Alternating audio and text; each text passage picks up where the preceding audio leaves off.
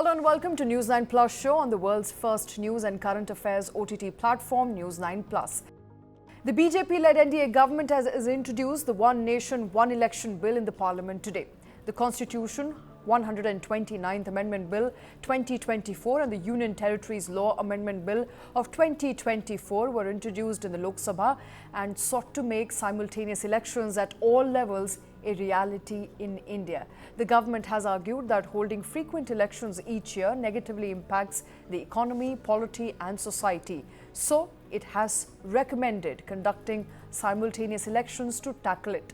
The amendments are in line with what 8-member high-powered panel led by former President Ramnath Kovind recommended in its report, which was accepted by the Union Cabinet in the month of September this year. Now, according to this, in the first phase, elections will be held for the Lok Sabha and state assemblies, and subsequently municipal and panchayat elections will take place within 100 days.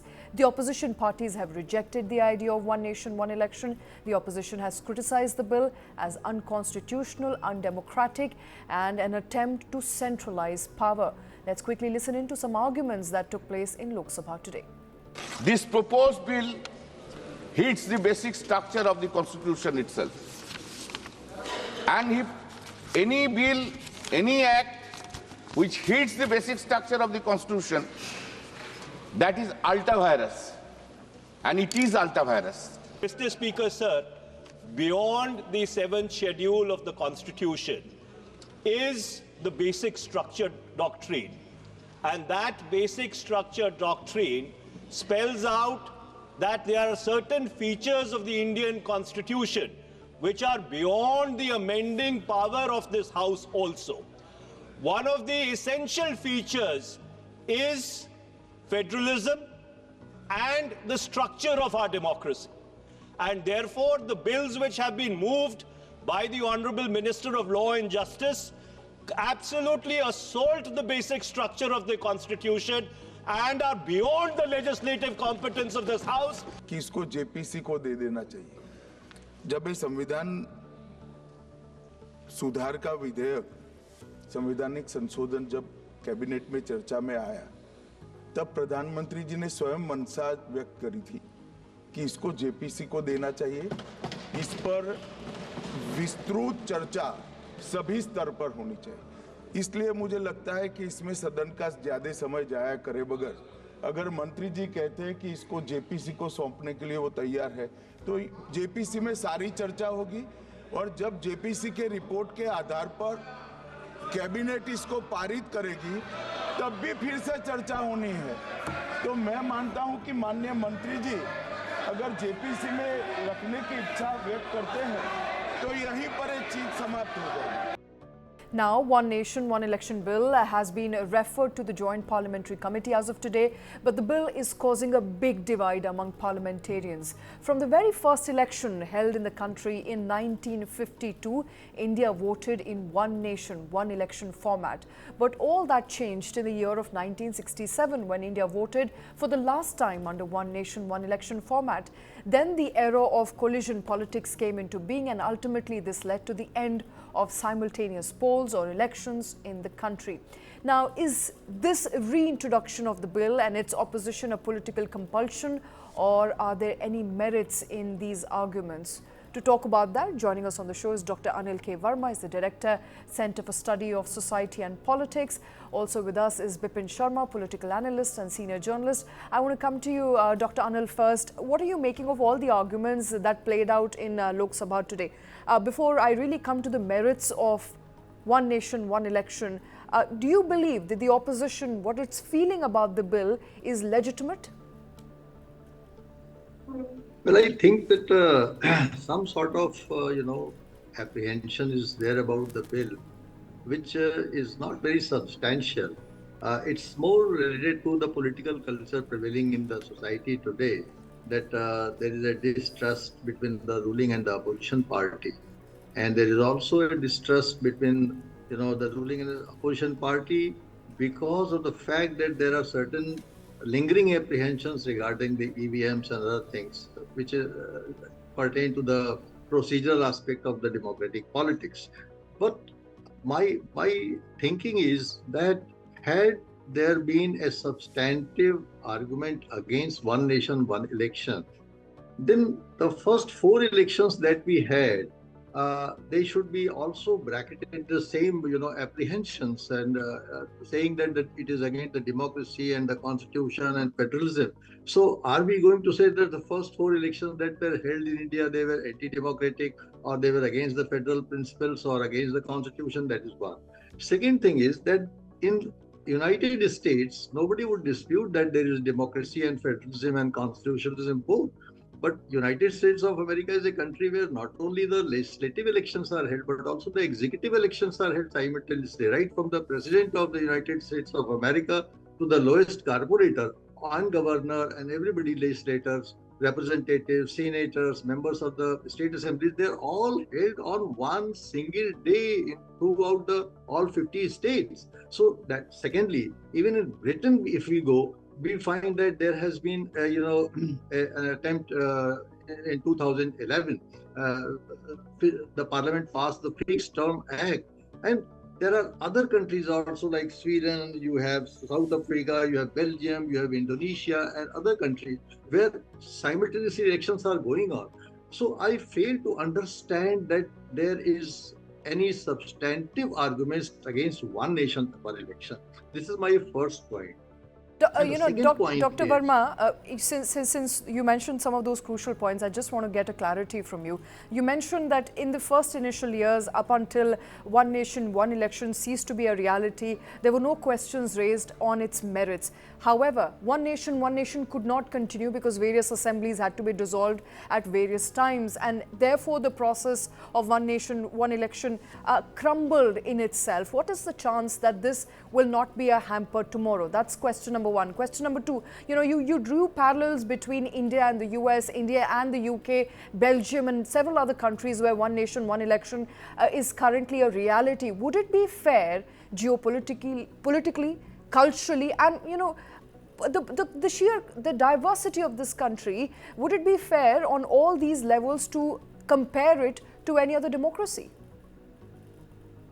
There is a tendency. I will take your first question first. And you made a very interesting, observation about the possibility of dissolution midway.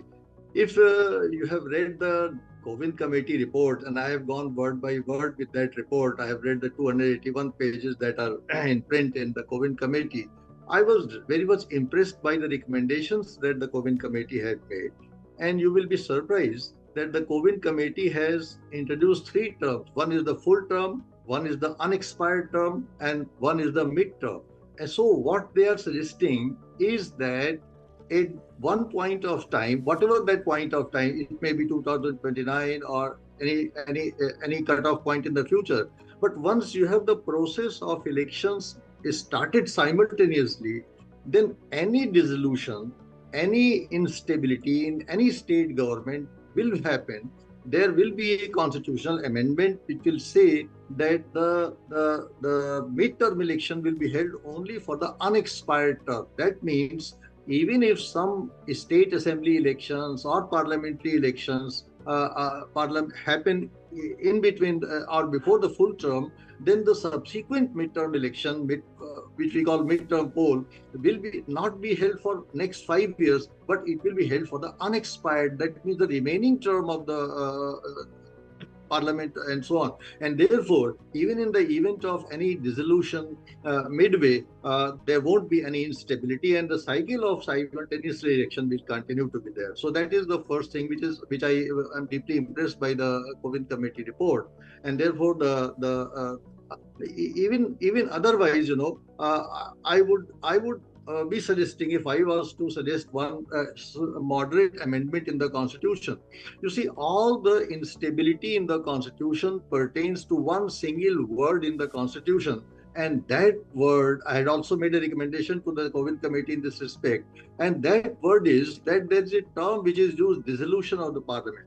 But if that one single word is removed from the Constitution, and we just say that it would in the event of any no confidence motion or the Prime Minister or the Chief Minister government resigning, the Assembly shall be or the Parliament shall be put in suspended animation, not dissolution, and let the parties figure out how they will continue to be after that particular point cut off time.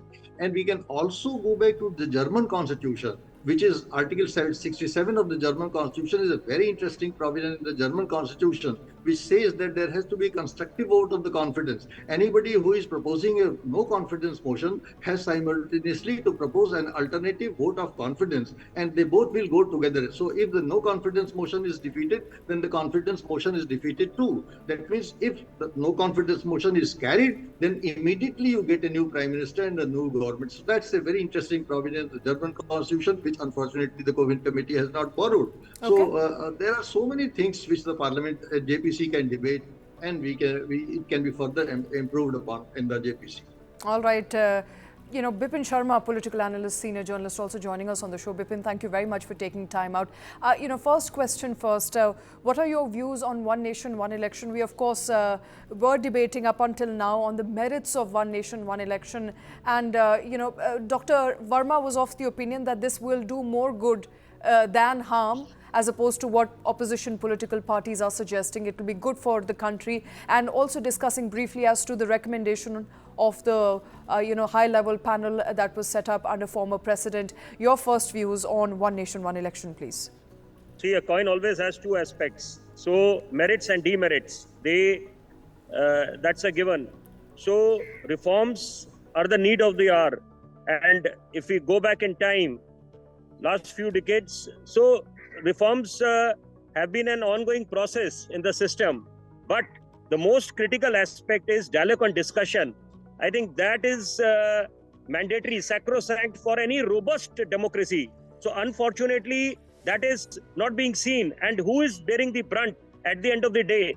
It is the common man who is left disgruntled when he sees frequent adjournments, disruptions in the parliament, because he is expecting a smooth process. When he participates in the festival of democracy, he reposes colossal faith in the system, in the politicians, in the leaders.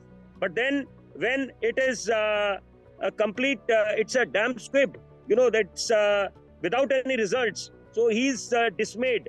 And as far as One Nation, One Poll goes, it's part of the electoral reforms.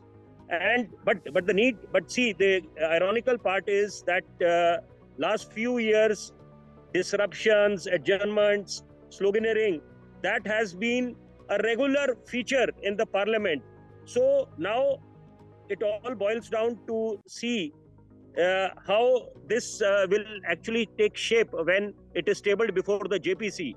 But then you have to take both points into consideration, the merits and the demerits. When you talk about opposition, their main contention is, their main assertion is that it will be an assault on democracy, a dictatorship kind of policy that has been adopted by the ruling dispensation, and then attack on the federal structure of the constitution. And on the other hand, the Prime Minister of the country made it amply clear that the basic structure of the constitution cannot be altered. Even if Dr. B.R. Ambedkar comes, he will also not be able to do that. So on one hand is the ruling dispensation pitted against the opposition, which is going hammers and tongs against One Nation, One Poll. But the larger point here is, who is to benefit in the longer run? Because if you take into consideration the fact that what are the advantages, what are the merits attached to One Nation, One Poll? First of all, it can save a lot of expenses, because frequent polls hampers the growth story, the economy, the polity, and not to forget the frequent model election conduct, so code of conduct, that also hampers the development process. But on the other hand, the demerits, which the opposition is talking about, is, attack on the federal structure and attack on the self-governance by states. So that's a critical aspect. Okay. what I also common man- quickly, since we are making some of these statements, let me also try and highlight what the opposition parties are saying concretely. How is it an assault on the federal structure? How is it an assault, on the federally defined constitution, the state of India? And I want to get Dr. Anil Verma back into this conversation. Dr. Verma, there is a finding by IDFC which says that about 77% possibility is that voters will be voting for the same party at the centre and for the states if there were to be simultaneous polls, which essentially means that the state assembly polls will be swayed in favour of the party which is at the centre. That's number one. Number two, they've also said that the BJP is trying to homogenize electoral opinions across all facets, essentially suggesting that voter behaviour will be swayed in favour of the BJP, since BJP is at the centre, and local parties, regional parties will falter, will not have the same benefit as a central party. Do you agree that some of these could be the demerits of one nation, one election?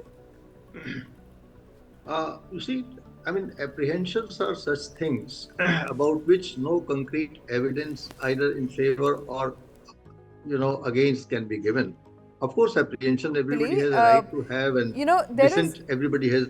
Right. Dr. Verma, there is evidence, because in the 1962 general elections, the party that won union swept across all assembly polls, including Madras, Gujarat, Bihar, Andhra Pradesh and Assam. And you can make an argument to this point that we are talking about 62, where there was limited choice and people were usually voting for the Congress party. But there is enough and more evidence to suggest that people are going to vote for the same party in the state as they are voting in the centre if there were to be simultaneous polls. That's what I'm saying, that if going by your logic, you remember 1967 polls. 1967 polls were also held simultaneously, but that didn't happen. What happened in 1962? So there are contradictory evidences also. And coming to the latest example, Uttar Pradesh is a very good example in the Lok Sabha today, that in the 2024 Lok Sabha election, the BJP was badly defeated in Uttar Pradesh, and these examples can be multiplied. So looking and sticking to one particular, example and making it a big issue, I think, because in democracy, people have a tendency to change their preferences. No party stays in power for all the time. So if all these arguments are in favor of one political party, sometimes obviously the opposition will come to the power, and then the entire, things will be converted. They will probably feel that they are going to be benefited by one nation, one election. Dr. Verma, the point is that no one party should benefit, no matter who's in power. And these are not my arguments. These are arguments that are coming to fore from people who actually study the Constitution. But let me also quickly get Mr. Sharma back into this conversation. Bipin, you talked about how there are arguments in favor of one nation, one election, and I want to come to them now. And one, of course, is that every time model code of conduct is put in place, India loses big time, not just by the way of development work, but also by the way of higher inflation and a substantial percentage of the GDP to the tune of about 1.5% is shaved off because government cannot really introduce any policies. So the moot point here is, why does the common man participate in the process of elections? Because he has enormous expectations. So when there are fragmented and frequent polls in the country, then of course it goes without saying that the development process is going to get hampered, jeopardized, because with the frequent imposition of the model code of conduct, and then a lot of projects are to be kept aside. They have to be kept in abeyance, limbo. So that is one very positive aspect. Then, of course, the enormous expenses that go into conduction of a electoral poll. But then the point, which is quite valid on the part of the opposition, that the opposition needs to be taken into confidence. Their viewpoints need to be considered, be it one state or be it 10 states. Irrespective of how many numbers has one political party amassed. But then the larger point is, in a healthy, robust democracy, it is essential to take all diverse viewpoints and then logical, some concrete, substantial point of coherence. I mean, where one would all concur on one forum. Because, you see, no party can deny that reforms are not needed. But then If reforms are not introduced, then of course, as I said initially, that the common man would be left disgruntled. And that is what is happening, because frequent disruptions, frequent adjournments is not going to do any good to the country and the common man per se. So I think we are all eagerly awaiting dialogue and discussion. And here, one very critical aspect I need to make a mention of. You see, we duly realize that China is our enemy number one. But even then, we don't have a closed door policy with them as far as the diplomatic level. Right. So we continue to have dialogue and discussion with the Chinese counterparts. So same with the opposition also. No different rules apply here. So you need to take opposition into confidence, and dialogue and discussion must happen. It's an ongoing process. Absolutely. And the dialogue and discussion will happen now that the bill has been referred to the Joint Parliamentary Committee. I want to come back to you, Dr. Verma. Now that we are looking at a Joint Parliamentary Committee going through these bills, and the opposition, of course, is going to make its voices heard, there are 2 to 3 contentions that some of the leaders of the India bloc have also, mentioned, and that is how many state assembly terms would need to be curtailed for, one nation, one election to be implemented. That is number one. There's another, of course, contention that high-level committee, which was set up under the aegis of, former President Ramnath Kovind, did not really have any representation from the federal structure, neither a state chief minister, not a former chief minister. So no representation was made really from, the states per se. So one of course, the contention is how are states going to be reacting to it, and the nitty-gritties, of course, have to be worked out on whether the bill will have to go through states, whether the states will be voting for it, not voting for it. What, according to you, will be the biggest challenges for the implementation of one nation, one election? I mean, the biggest challenge, to my mind, happens to be the distrust and mistrust between the opposition regarding this bill. You see, the main thing is that I have still to come across a substantive argument. They say that it is a dictatorship, it is unconstitutional, again the federal structure. But I have seen that America is a very good example that it is a constitution also, it is a democracy also, it is a federal also. And one nation, one election, I mean, there you don't find any kind of a difference, and you will not say America is a homogenized country. There are diversities also, a lot of diaspora is there also. In the Indian context also, the same thing is there. And the JPC must understand this thing, and probably they will, that you see, as my predecessor speaker was saying, that India is a country of diversity, and you also mentioned this. But at the same time, we need to understand that every time we cannot be focusing on democracy. And as you have asked, if you look at the agenda up to 29, every year I have figured out that every year there is going to be 3 or 4 elections. So the election commission is always seized with one or the other election. It hasn't any time to coolly reflect upon what the electoral reforms are required. That is one thing. Second, Prime Minister and all chief ministers, related chief minister, are involved throughout. And the Prime Minister is obviously involved because he happens to be the leader number one for a particular party, and other opposition leaders also, they are constantly involved in campaigning and wasting time. Besides the wastage of public money, it's a lot of energy and the time that we are wasting for the development of the nation is concerned. So this is also very important. And thirdly, the most important thing is that what agitates the opposition is that they are apprehensive that one nation, one election will homogenize the voters' behavior. This is absolutely, a misplaced, apprehension. And I don't think that people of India, after 75 years of robust democratic experimentation in the country, should be put like this, that they are a lump and they will be falling in trap of one political parties, whether it be one nation, one election or several elections. We are a mature democracy, and the opposition is still sticking to the procedural aspect of the democracy. Let us move from the procedural aspect of the democracy to the substantive aspect, which we say the discourse democracy, which we say the participatory democracy. So we are still sticking in the process. Nani Palkiwala, you must have heard his very famous saying that elections are like the heartbeats.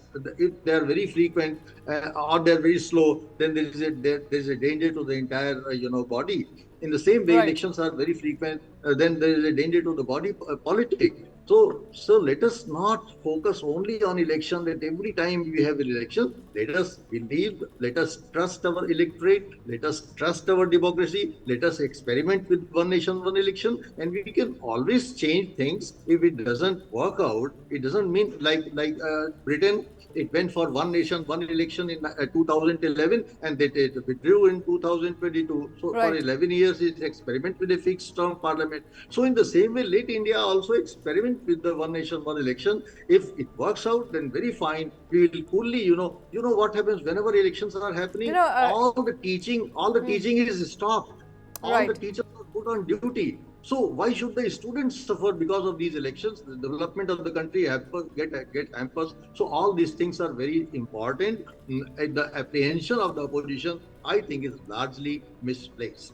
All right, largely misplaced. You're a teacher, Dr. Verma. I think you understand how tricky it is to be comparing a Britain to an India with such diversity, where it takes years to bring reforms in. It's not that easy to go back to the previous systems. As difficult it is to bring up a reform, so is to let go of what is not working for the country. But I think we'll all hope for the best as far as one nation, one election is concerned. Dr. Anil K. Verma, Bipin Sharma, thank you very much, gentlemen.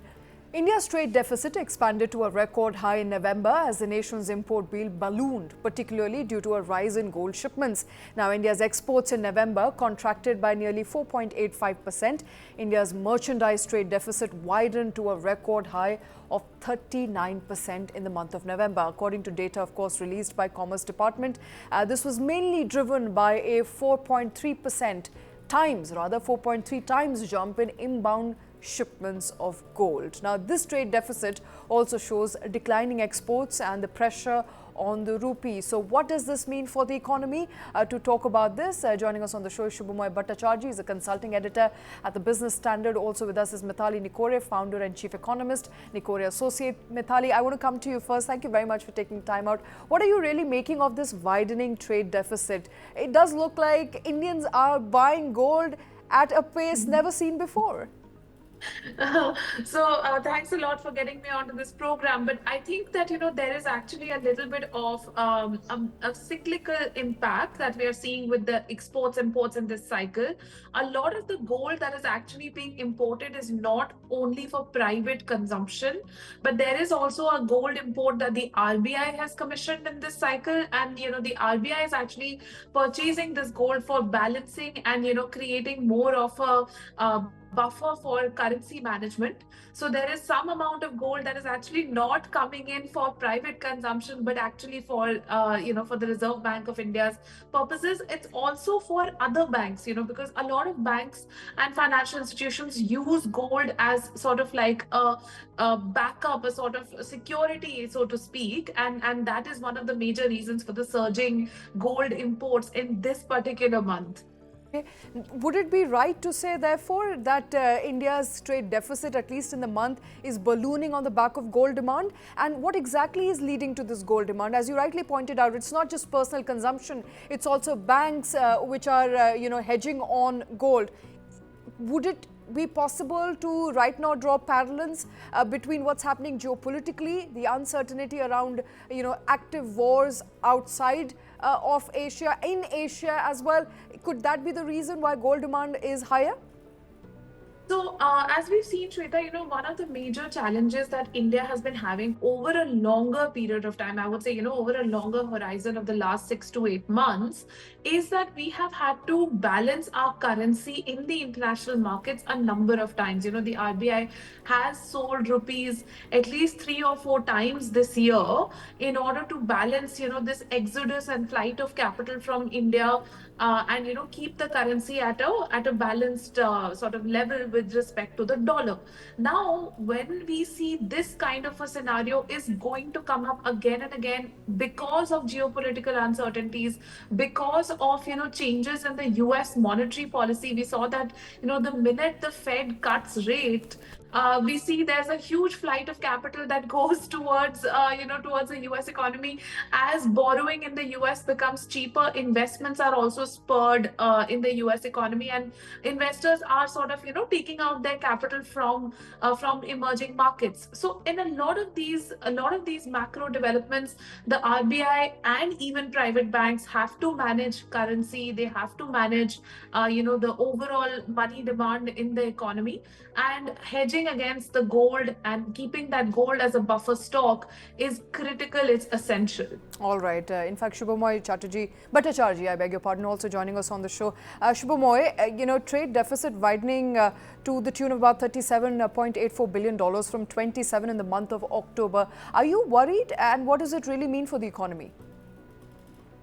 Well, the reason why the trade deficit has expanded is primarily because what we had always been expecting, that the the export market will become stiff. So it is quite, in line with our expectations. I still won't think that for the entire year, the current account deficit will go beyond 2% of GDP. And the reason for that is that the service exports have actually sort of, got into compensate to some extent for the trade, for the worsening of the goods market. If you look at it in terms of our electronics exports and our agricultural exports, those are actually doing well. It is some of the old mainstays like chemicals, metals, those are not picking up, and that they are not picking up. Or rather, they have slipped, and they have slipped because principally because there is a problem in terms of the international market. So that, I think that weakness will continue. However, but I would still say that the bottom line would remain that in this financial year, I would not expect the CAD to go beyond 2, because that's where the impact on the economy is about. Where does that percentage lie? Why is it so important, that current account deficit? Because that shows how much are we investing, asking for investment from abroad, the gap that we are looking to fill up. All right. 2% is reasonably okay. Yeah.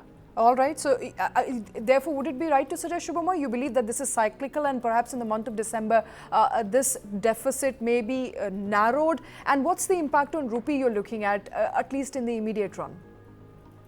Well, that's an interesting thing. In fact, sometime earlier in this very channel, I had discussed this, and I am one of those ones who strongly believe that a weaker rupee is a good thing. We have a lot of problems in terms of our tariffs. Our tariffs are higher compared to our trade partners. Our competitiveness in terms of our productivity in many sectors aren't particularly strong. Where we can score, and we would score, is in terms of a weaker rupee. A weaker rupee actually makes our products cheaper, exports. In fact, it is particularly useful for the small and medium enterprises, for which accounts for a large part of our exports. So for them, a weaker rupee gives a much better access to global markets. So I really do believe that the weaker rupee is something that we could do with at this point. And if RBI actually doesn't push to stabilize the rupee, it can smoothen out volatilities, but if it doesn't try to sort of, set a particular rate, which actually it says it doesn't, that will be very good. Yeah. All right, Mithali, I see you nodding there. Contrary to what a lot of people believe in general, every time there's a news on a rupee further devalued vis-a-vis dollar, a lot of heads are rolled and people are not very happy with the ruling dispensation. Do you agree a weaker rupee could be of advantage and will be of advantage going forward? If yes, could you also break it down for our viewers? How? So if we think about it, from a pure economics point of view, every time you're trying to bring a foreign investor into India, I'm not even talking about trade right now, let's just talk about investment, which is something which is a big problem. We need to get more and more investment in the manufacturing space and the services space, and we need patient capital, right? Every time you try to get a foreign investor in, when you have a weaker rupee, you get more rupees to a dollar or more rupees to a pound.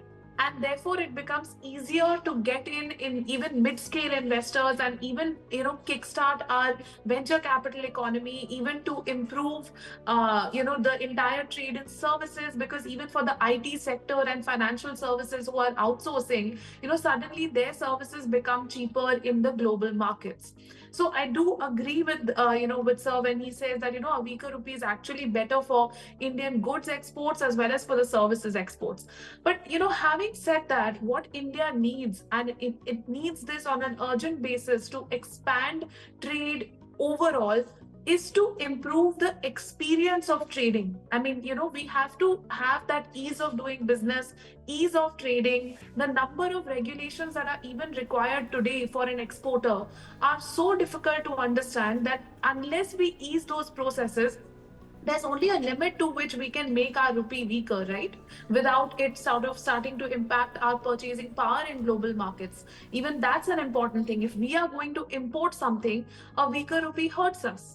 So there's a level to which you can say, okay, let's have a weaker rupee. You can't put it below that level, because you're still buying oil in export import markets. You're an importer of oil and gold. All So right. at the end of the day, this is important. All right. Shubhamoy, you said services exports are still robust. In fact, for the first time in the month of November, services exports have outpaced goods exports, despite the weaker demand globally for IT services company. What does it really tell you about where should India be headed, and where should India really focus on going forward? That is, that's something that policymakers often try to think, but I would say that it's best to let every sector bloom. Our services sector is expanding not because of a very, what I should say, major policy thrust given to it, but because of lots of internal endogenous factors. And those have helped the economy, the services companies, especially, as you said, IT companies.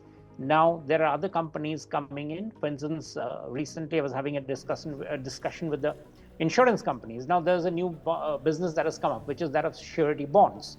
And there are global companies also which are planning to tap into the Indian market.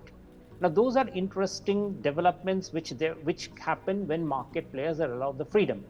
So just as we have allowed for most of the last few decades, the services sector, let it expand the way it expands. That's good for us. In exports, in goods exports, I mean, what Dipali says is absolutely correct. That the export, the trade experience, the experience of trading, which means basically reducing the cost of exports, should be a very major policy area. That is where policymakers can intervene. And things like, for instance, ensuring that there's a faster turnaround at the ports, which have started happening, but much more. For instance, sending a container to any of our ports is still a very difficult exercise.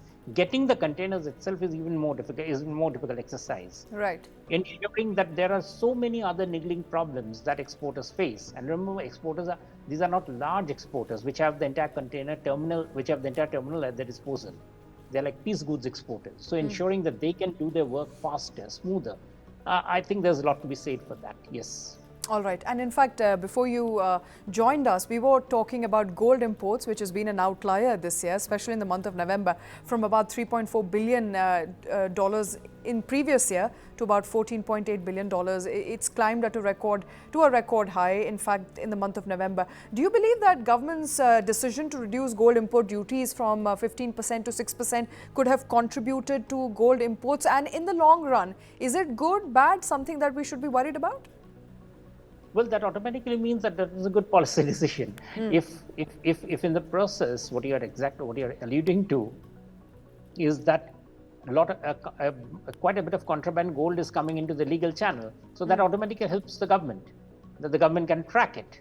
That the import percentage, I mean, the cost of import is actually showing up. It wasn't showing up earlier, which doesn't mean that the import wasn't happening. So the fact that the government has got a steady hand, gets a look into how much is being imported is good enough. So, of course, I won't hazard a guess of how much of contraband has moved into the legal channel, but to the extent that it has, that's a welcome development. The important thing that's happening is also that that in the year, gold is a fairly seasonal product. Right. So it doesn't really, I wouldn't expect that this rate of this rate of imports to sustain over the next quarter. Gold bullion imports. I would say that it's more or less probably peaked out. Yeah. Okay. Mithali, Shadi season over, Diwali over, with all the crazy around New Year celebration, with all the party over by the end of January, do you believe the run towards gold will continue, or the cyclical effect will fade out now come January of 2025? So I honestly believe that we have to look at each of the product imports exports from a 1 year cycle. We should not be looking at them month on month. I mean, the shortest period that we should look at is 1 quarter. That's the first thing. Second thing is, as I mentioned, the gold imports this time are not actually fully driven by private consumption demand, but also by institutional demand, particularly coming from the finance and banking sector. Right. So that's the second reason. But in India, they say one thing: the party is never over, right? So if we are done with Diwali, we'll have another set of festivals in January. We'll have Lodi, and we'll have Baisakhi, and we'll have Pongal, and we'll have a new set of festivals coming up, and we'll have Easter also. So there's never a dearth of festivals and consumption in India. But this particular spike in gold is definitely not related to private consumption expenditure. It is much more related to the finance sector. All right, we'll leave it at that. Shubhamoy Bhattacharjee, Mithali Nikore, thank you very much, the two of you, for joining us on the show today.